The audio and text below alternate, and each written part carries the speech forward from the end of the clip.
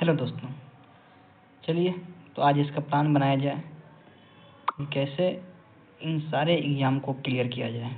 ठीक है, क्योंकि हम सभी जानते हैं कि सारे एग्ज़ाम का जो डेट है वो आउट हो चुका है, चाहे बीएससी सीजीएल हो, +2 लेवल हो, बीएसए हो या फिर एसएससी बीएसएससी का कोई भी एग्ज़ाम हो, सबका कैलेंडर आउट हो गया। बीपीएससी का एग्ज़ाम का कैलेंडर आउट हो गया है, बीपीएससी मेंस भी है, इसमें एडीओ भी है, दरोगा का वही एग्ज़ाम है।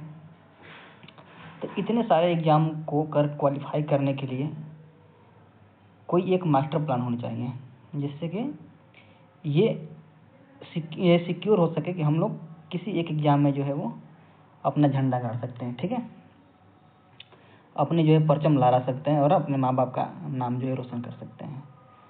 तो किसी एक टारगेट पर रहेगा कि कोई ना कोई एक हमारा एग्ज़ाम जो है वो इस वैकेंसी में फंस जाए, क्योंकि पता नहीं अगला वैकेंसी कब आने वाला है, कब आएगा या नहीं आएगा, या फिर 5 साल तक फिर इंतज़ार करना पड़ेगा अगले चुनाव का। तो हम सबकी कोशिश यही रहेगी कि इस एग्ज़ाम में जो है ना वो एक जॉब हम लोग को पकड़ लेनी है। और ये सारे ही जॉब बहुत ही प्रोफेशनल जॉब हैं, चाहे दरोगा का हो, चाहे बीएसएससी सीजीएल का हो, चाहे +2 लेवल का भी जॉब है, तो वो भी आपको ऑफिस जॉब है, कोई आपको फील्ड जॉब नहीं है। इसको पाने के लिए भी लोग कई कई साल तक मेहनत करते हैं। 3 साल 4 साल तक, तो 3 साल तो इसका भी फॉर्म भराना होगा, +2 वाला का 2023 का ही फॉर्म भराया हुआ है। तो चलिए हम लोग प्लान बनाते हैं ऐसा जिससे कि एग्ज़ाम क्वालिफाई किया जा सके। ठीक है, तो सबसे पहले हम लोग देखेंगे कि इसको कितने हिस्सों में बांटा जा सकता है। ठीक है, मास्टर प्लान सबके लिए एक ही होगा, ये नहीं कि कोई अगर अपने प्लान से चलना चाह रहा है तो चल सकता है, कोई इसमें दिक्कत नहीं है। उसके पास अगर कोई ऐसा प्लान हो तो हम लोग का सोचना है कि कैसे सारे एग्ज़ामों को कवर किया जाए, इससे अधिक बेनिफिट उठाया जा सके। ठीक है, जैसे कि हम लोग 2 भागों में इसको बांटेंगे। अभी तो हम लोग 2 भाग में ले रहे हैं इसको। ठीक है, और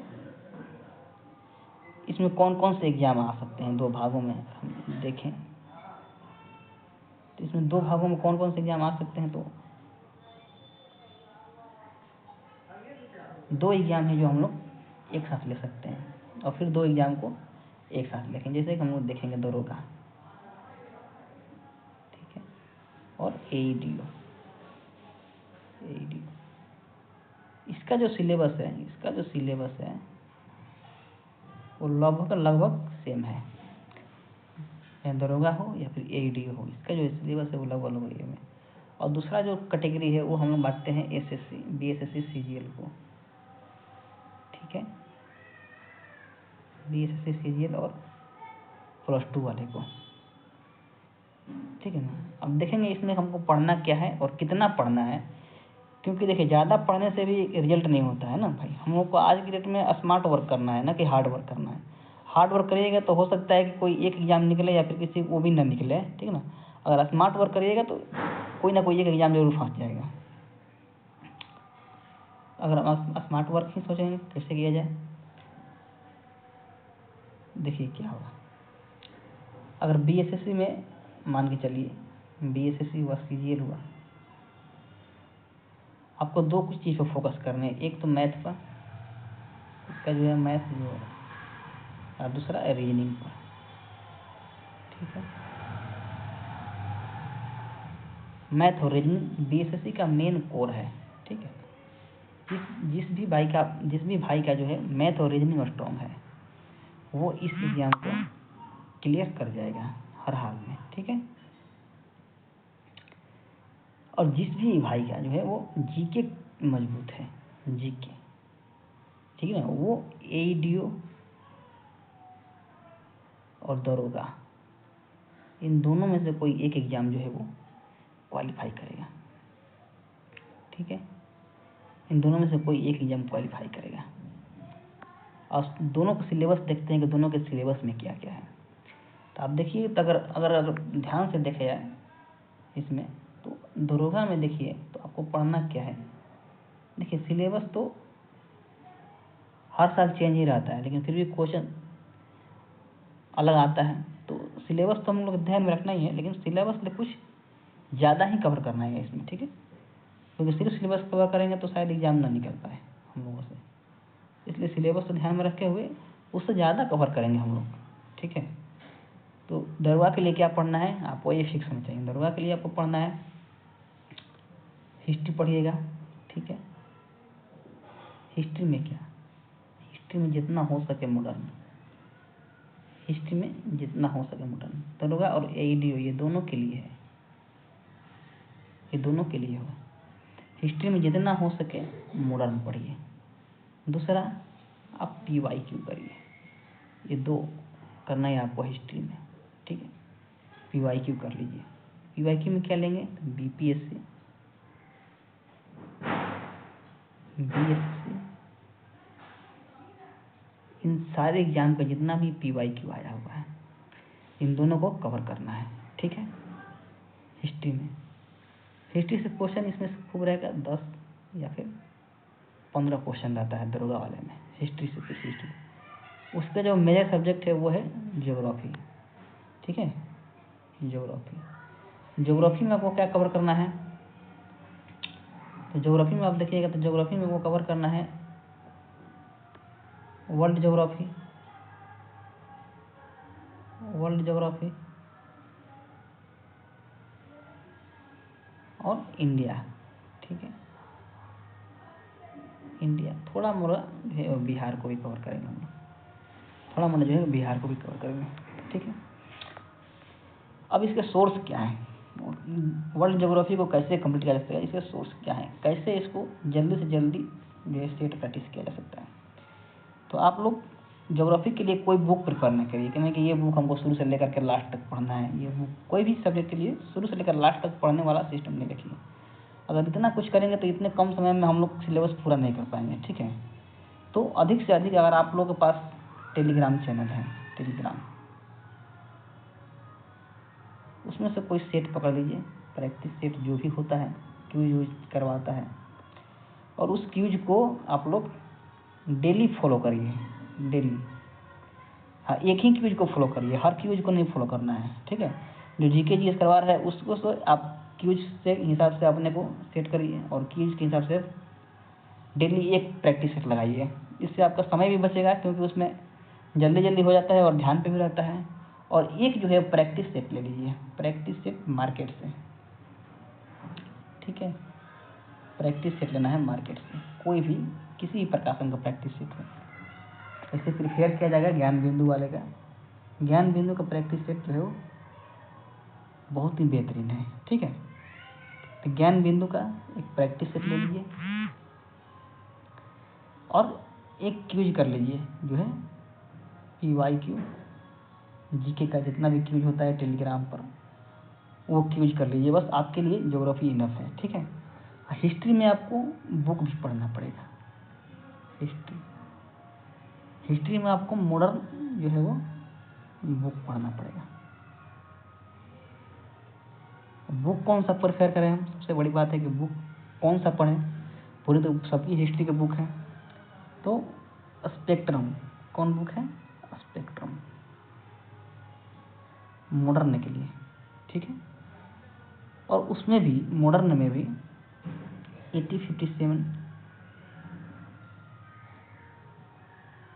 इम्पोर्टेंट टॉपिक जो है वो 8057, 1857, कांग्रेस अधिवेशन,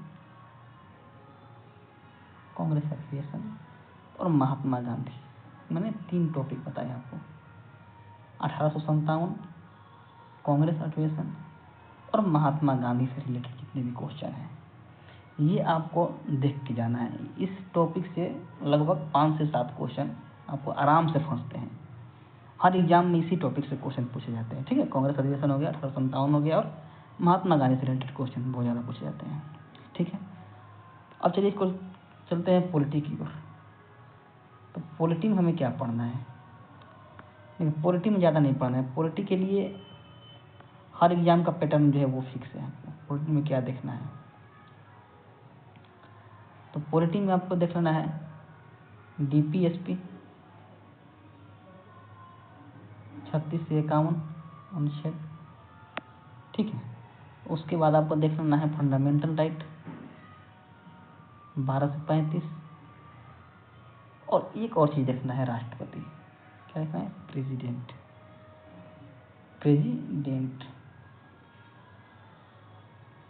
ये 3 ही टॉपिक हैं जो आपको कवर करने हैं, ठीक है। उसके बाद आप थोड़ा मोड़ा देख सकते हैं तो एससी, सुप्रीम कोर्ट और हाई कोर्ट के बारे में भी पढ़ लेना है, ठीक है। क्वेश्चन यहीं से फंसेंगे और एक क्वेश्चन आता है स्रोत से, यानी संवैधानिक स्रोत कहाँ से क्या लिया गया है। तो आप इन सारे टॉपिकों को देखेंगे, ठीक है। चलिए अब चलते हैं साइंस की ओर। साइंस में आपको क्या पढ़ना है? साइंस में आपको पढ़ना है ऑप्टिक्स। ऑप्टिक्स से क्वेश्चन बहुत ज़्यादा रहते हैं साइंस में। उसके बाद पढ़ना है आपको, सिर्फ साइंस की बात कर रहे हैं, मैग्नेट देखना है आपको। और साइंस में क्या देखना है? तो यूनिट को देख लेना है, और स्पीड एंड वेलोसिटी, ये एक चैप्टर देख लेनी है। इतना से ज़्यादा बाहर क्वेश्चन नहीं पूछा जाता है, ठीक है, साइंस में। चलिए आगे देखते हैं। अब तो सोचते हैं कि कितना ही सब में पढ़ें, क्या कैसे पढ़ा जाए, कि इसकी तैयारी है वो किस मात्रा में किया जाए। तो इसके लिए आपको क्या करना है कि जैसे कि कोई प्रैक्टिस सेट ले रहे हैं, ठीक है, तो प्रैक्टिस सेट में आप ऐसा प्रैक्टिस सेट लें जिसमें ये आइडेंटिफाई किया हो कि जिसमें ये कोई इस चैप्टर का है, फिर ये इस चैप्टर का है, और इस चैप्टर का है, PYQ टाइप का रहे, ठीक है। और उसका डिस्कशन जो है ना वो पूरा करना है, ठीक है। पूरे डिस्कशन को देखना है। उसके बाद आपको अपना बुक पर ध्यान देना है, ठीक है।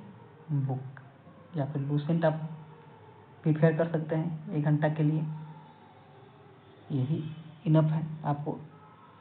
लूसेंट भी आप पढ़ सकते हैं, इसमें सारे जीके होते हैं, ठीक है ना। अगर जहाँ जहाँ अगर लगे कि डाउट है, प्रैक्टिस सेट आपको डेली लगाना है, एक प्रैक्टिस सेट, ठीक है। अब चलते हैं आप सीजीएल और एसएससी पे। सीजीएल के लिए क्या करना है आपको? देखिए, मैथ और रीजनिंग तो इसमें भी है, एईडीओ में भी मैथ और रीजनिंग है, और सीजीएल में भी मैथ और रीजनिंग है। तो मैथ और रीजनिंग तो आपको पढ़ना ही है, ठीक है। तो मैथ ही पढ़िए आप, इसलिए रीजनिंग तो लगभग सबका ठीक ठाक होता है। तो मैथ को आप दिन में 2 घंटे का टाइम दिया कीजिए। किसी यूट्यूब चैनल से पकड़ लीजिए उसको, और उसको प्रैक्टिस से दिन में 2 घंटे कम से कम मैथ दीजिए। मैथ आपका सीजीएल कवर कर देगा, ठीक है। और जो जीके पढ़ेंगे वो भी सीजीएल कवर कर देगा। और मैथ आपका एईडीओ में भी काम आ जाएगा, और दरोगा के लिए आप जीके पढ़ ही रहे हैं। अब 5 घंटे का अगर भी शेड्यूल बनाते हैं, 5 घंटे बोल रहे हैं, 8 घंटे का अगर शेड्यूल बनाते हैं, तो आपको एग्ज़ाम पास करने से कोई नहीं रोक सकता। सिर्फ 8 घंटा हम पढ़ने के बोल रहे हैं। लोग तो यहाँ 12 घंटा पढ़ते हैं, 15 घंटा पढ़ते हैं, लेकिन हम सिर्फ 8 घंटा का ही शेड्यूल बना रहे हैं, ठीक है। 8 घंटा बहुत ज़्यादा है। आप मान लीजिए कि 2 घंटे आप किसी मैथ को दे रहे हैं, ठीक है, यूट्यूब चैनल को, किसी एक यूट्यूब चैनल को मैथ। टाइम अपने हिसाब से सेट कर लीजिएगा, टाइम क्या होगा। आप 1 घंटा जो है वो यूज करिएगा, 1 घंटा जो है यूज करिएगा, ठीक है। अब 2 घंटे जो है वो आपको देखना है PYQ डिस्कशन के साथ, PYQ बोल रहे हैं, सेट करना है, सेट लगाना है बुक से, और उसका डिस्कशन के साथ, ठीक है। किससे? डिस्कशन के साथ सेट, उस डिस्कशन जरूर देखिएगा, चाहे 2 घंटा लगे या फिर 4 घंटा लगे उसमें, ठीक है। अब उसके बाद जो आपका टाइम बच रहा है यहाँ पर, उसमें आपको लूसेंट देख लेना है, और करंट अफेयर का वेटेज बहुत ज़्यादा रहता है जीके जीएस में। लगभग 10 से 12 करंट अफेयर जो है पूछे जाएंगे, ठीक है। तो करंट अफेयर के लिए कोई एक बुक ले लीजिए, कोई एक ही मैगजीन फॉलो करिए। तो मैं तो एसपीडी को ही फॉलो करता हूँ, और आपको भी एसपीडी को ही प्रेफर करूँगा, आप एसपीडी फॉलो करिए। इससे बढ़िया बुक अभी मार्केट में नहीं है, ठीक है। इन्हीं के बाद में अभी एसपीडी फॉलो कर रहे हैं, बाद में कोई और आता है उसको भी फॉलो करने लगे, नहीं, ऐसा नहीं है। आप सिर्फ बस वीडियो को फॉलो करिए, गारंटी है कि उसमें से 10 में से 8 क्वेश्चन लड़ ही जाते हैं। ठीक है, तो ये हो गया आपका प्लान। ठीक है, अब टाइम आपको सेट करनी है कि टाइम जो है आप किस हिसाब से, आप किस में कंफर्टेबल हो रहे हैं। किसी के दबाव में काम मत करिए। ठीक है, चाहे अपने भी खुद के दबाव में ये भी नहीं करना है कि हमको ये अभी करना ही करना है, चाहे हर काम छोड़ करना है। नहीं नहीं, ऐसा नहीं है। आपको जब मिले, जब छुट्टी मिले, जब आपको लगे कि नहीं ये टाइम मेरे लिए सबसे परफेक्ट है, कि मैं और कोई काम नहीं दिख रहा है मेरे दिमाग में, नहीं, तो उसी टाइम को चूज करिए। ये कोई ज़रूरी नहीं है कि आप दिन में ही पढ़िए, रात में ही पढ़ सकते हैं, रात के 12 बजे के बाद भी पढ़ सकते हैं, उतना नहीं है तो आप सोइए, दिन भर सोइए, रात के 12 बजे के बाद पढ़िए, 4 घंटा उसमें पढ़ लीजिए, 4 घंटा दिन में पढ़ लीजिए, बाकी दिन सोइए, कोई दिक्कत ना है। टाइम मैं यहाँ पर फिर इसलिए नहीं करूँगा क्योंकि टाइम हर व्यक्ति का अपना अपना अलग अलग है। ठीक है, किसी का मॉर्निंग में, किसी का ये दोपहर में होता है, शाम के कोई रात को पढ़ता है, तो ये अपने हिसाब से सेट करिएगा। ठीक है, तो यही कहना था कि आप कैसे तैयारी करें और कैसे रिजल्ट लें। आपको सारे स्ट्रेटेजी बता दिए गए हैं, तो आप जितना मेहनत करेंगे उतना फल पाएंगे, ये मेरी गारंटी है। और दरोगा और एडीओ कोई बड़ी चीज़ नहीं है, आप इसमें ज़रूर सफल हो सकते हैं। थैंक यू, धन्यवाद।